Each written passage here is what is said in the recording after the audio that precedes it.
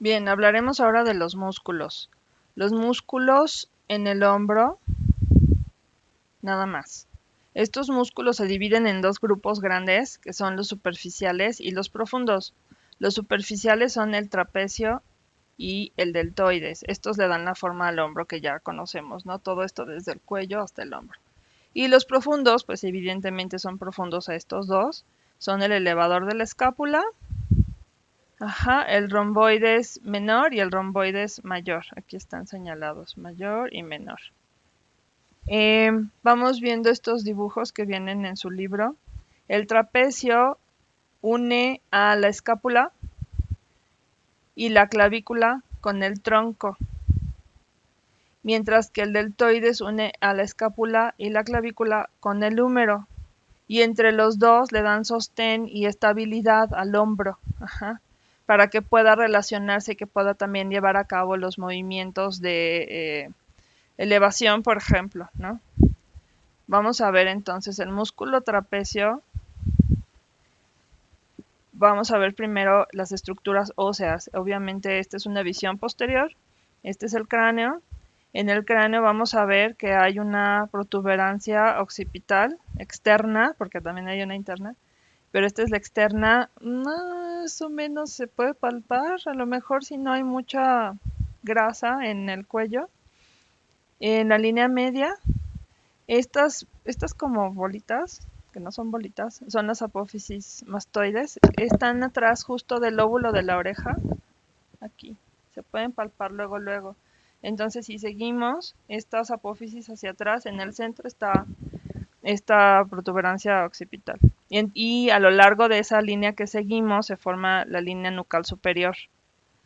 Entonces este músculo trapecio se inserta superiormente, o su origen es en la línea nucal superior, que les acabo de comentar cómo saber a qué nivel se encuentra. También en la protuberancia occipital externa, aquí está, va descendiendo a lo largo del ligamento nucal de C1 a C7. C7 es la séptima vértebra cervical. La podemos identificar porque si bajamos el cuello y vamos bajando la línea desde esta protuberancia occipital superior hacia abajo, la primera protuberancia, la más grandota, en la base del cuello, esa es la apófisis espinosa de C7. Acá está C7. Y luego va a continuar su origen a lo largo de los procesos espinosos de C7 a T12 y todos estos ligamentos supraespinosos. Luego se va a insertar en el hombro. ¿En qué sitios del hombro? En el borde superior de la cresta de la espina de la escápula, o mejor dicho, en la espina de la escápula, para que sea más fácil, en su porción medial. En el acromion, ahí va el acromion, y luego en el borde posterior del tercio lateral de la clavícula. Y así se forma como una estructura como en forma de U, como esas estructuras de los uniformes de los militares, o sobre todo las charreteras, más o menos. Y ahí es donde se inserta entonces distalmente el trapecio. Es una inserción en forma de U. ¿Esto qué inervación tiene? Tiene dos tipos de inervación. Una inervación motora y una inervación sensitiva. Ya vimos las características generales del sistema nervioso y ya me pueden decir cuál es la diferencia entre la inervación motora y la inervación sensitiva. Yo creo que en la clase lo podemos revisar. La inervación motora está dada por el nervio espinal, que es el par craneal número 11, y también la sensitiva está dada por los ramos anteriores de C3 y C4. Ya también saben qué son esos ramos anteriores. Su función es que es un elevador del hombro. Igual esto lo vamos a ver en la clase a través de una aplicación que les voy a mostrar. Entonces viene la pregunta, ¿por qué un músculo necesita inervación sensitiva? Bien, ya me lo contestarán. El deltoide se origina del borde inferior de la espina de la escápula, va al borde lateral del acromion y el borde anterior de del extremo lateral de la clavícula. Otra vez esa estructura en forma de U. Entonces, esa estructura en forma de U de inserción de estos tres sitios importantes óseos, de estos tres puntos óseos, ajá, es el sitio de inserción distal del trapecio y de inserción proximal del deltoides. La inserción distal del deltoides va a ocurrir en la tuberosidad deltoidea del húmero que se encuentra en el cuerpo del húmero. Esta estructura no la vimos porque está ya más lejos de la porción proximal del húmero, pero ya lo pueden ir viendo poco a poco. Su inervación está dada por el nervio axilar C5 y C6. Ese nervio axilar tiene fibras de C5 y C6. Es un abductor del brazo. Igual vamos a ver su función en la clase. Ok, ahora veamos el músculo elevador de la escápula como parte de los músculos profundos. Este se origina en los procesos transversos de C1 y C2, o sea, de las vértebras cervicales 1 y 2. Entonces, imagínense que este es el cuerpo de la vértebra y tiene tres procesos. El proceso espinoso, les digo, es el que está en la línea media, y es el que podemos palpar a lo largo de la línea media de la espalda. Y los laterales, pues obviamente son laterales, ¿no? Como si fuera una cruz. Ajá. Entonces, este se origina de los procesos laterales de C1 y C2 y se inserta en la cara posterior del borde medial de la escápula, del ángulo superior que ya vimos hacia la raíz de la espina de la escápula, o sea, todo esto, acá. Su inervación está dada por ramos anteriores de C3 y C4. Y la función, pues, es elevar la escápula, evidentemente. Y también está inervado por el nervio dorsal de la escápula. Aquí lo vemos. Aquí está el nerviecillo. Bueno, ok, veamos el romboides menor, que quedó cortadito el nombre. Este se origina en en el extremo inferior del ligamento nucal, que ya habíamos establecido de dónde salía este ligamento nucal cuando vimos el trapecio, y los procesos espinosos de C7 y de T1. Ajá. Y se inserta distalmente en la superficie posterior del borde medial de la escápula, en la raíz de la espina de la escápula. Este es el menor, es el más superior y está inervado por el nervio dorsal de la escápula. Eleva y retrae la escápula. Mientras que el romboides mayor se origina en los procesos espinosos de T2 a T5, de T2 a T5, y de los ligamentos supraespinosos relacionados, y se inserta distalmente en el borde medial de la escápula en su parte posterior, en su cara posterior, desde la raíz de la espina hasta el ángulo inferior. Y está inervado por el nervio dorsal de la escápula. Ahora, la región escapular posterior tiene estos músculos: el músculo supraespinoso, el infraespinoso, el redondo mayor, el menor, y también podemos tomar en cuenta la cabeza larga del tríceps braquial. Entonces, supraespinoso en la fosa supraespinosa, infraespinoso en la fosa infraespinosa, el redondo mayor y el redondo menor. Ajá. Y la cabeza larga. Perdón, el menor y aquí está el mayor. Ay, qué equivocado estaba. Bueno, ya. Ahora, algunos de estos músculos conforman el manguito de los rotadores. ¿Qué es un manguito? Un manguito es un accesorio que se usaba antes y se usa ahora para mantener las manos calientes. Ajá. Este manguito puede estar hecho de distintas estructuras de tela. Ajá. El chiste es que esté calientito uno de las manos, bueno, una, porque es principalmente para mujeres. Ajá. Y el chiste es que está en la mano y está alrededor.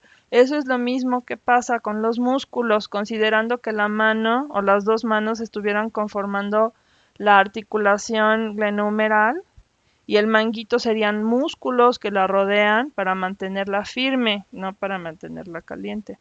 Los músculos que la conforman, de los que estábamos hablando, son el supraespinoso, el infraespinoso, el redondo menor y otro que no hemos visto todavía, no lo hemos mencionado. Entonces les pido que por favor eh, busquen cuáles y lo comentamos en la clase. Ajá, bien. Ahora veamos, está el supraespinoso en la fosa supraespinosa, el infraespinoso, que es bastante grande, en la fosa infraespinosa, el redondo menor. Aquí está el redondo menor. Ah, bueno, aquí está la respuesta que faltaba. Acá está el subescapular. Pero ese está como en la fosa subescapular, o sea, en la cara anterior de la escápula, ¿ven? Como rodea por delante. Y como ya habíamos dicho, esta parte inferior no está reforzada, por eso sale fácil y se luxa.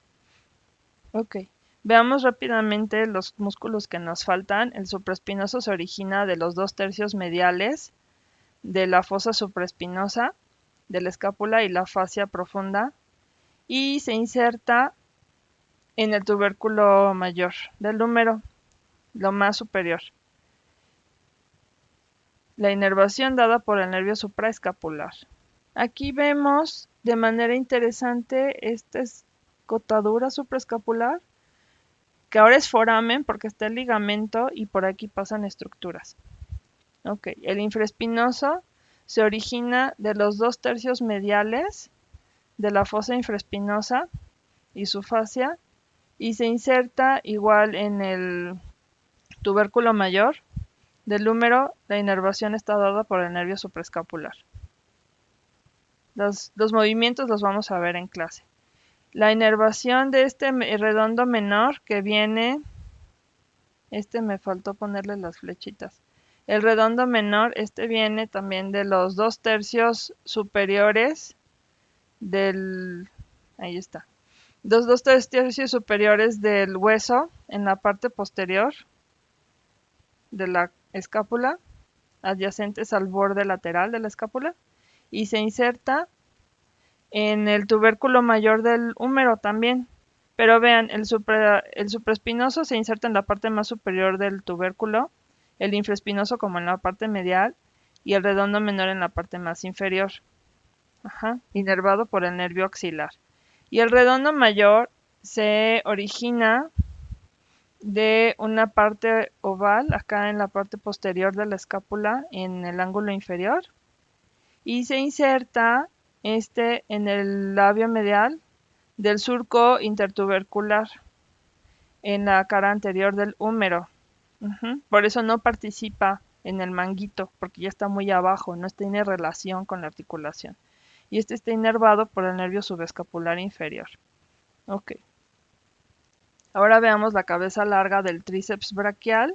Esta cabeza larga se origina del tubérculo infraglenoideo en la escápula y se inserta en un tendón común de todo el tríceps braquial, con las otras dos cabezas, la medial y la lateral, en el olecranon, que ya lo van a ver, de la ulna.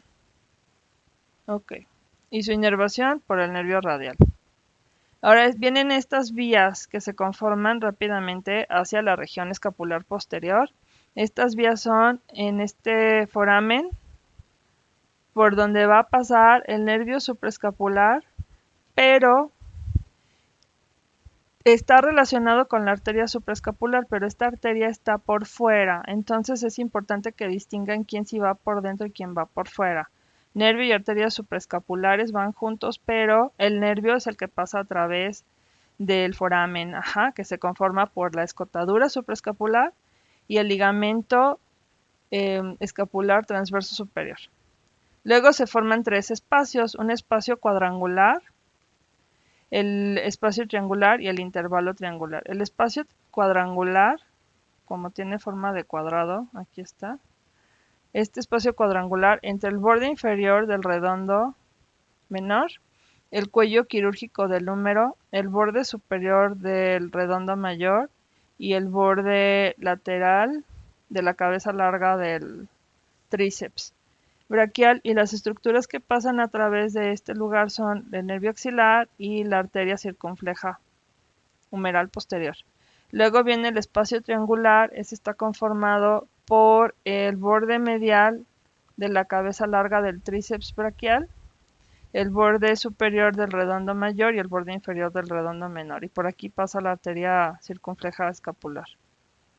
Y finalmente el intervalo triangular que está entre el húmero, el redondo y el tríceps, su cabeza larga, y por aquí pasa la arteria profunda del brazo o profunda braquial y el nervio radial. Ok, finalmente los nervios y los vasos. Los más importantes son el supraescapular, que pasa por este foramen, y el nervio axilar, que ahorita se los muestro. El nervio supraescapular se origina del tronco superior del plexo braquial. Es importante que revisen muy bien el plexo braquial, ya lo van a ver. Vean cómo discurre a través de este agujero y luego rodea